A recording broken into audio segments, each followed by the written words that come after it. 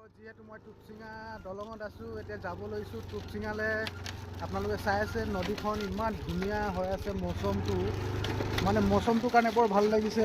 টুপচিঙা ঘাটটো চাই আছে আপোনালোকে। আৰু শেষত গৈ পেলাই মই উভতিলোঁ।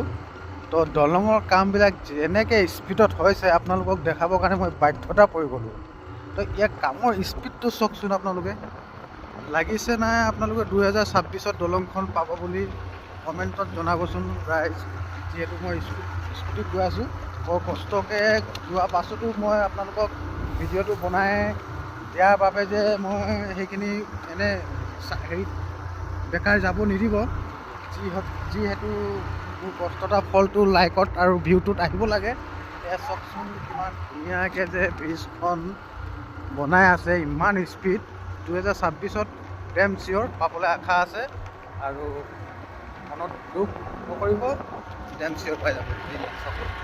বহুত কষ্টকৈ বনাইছে।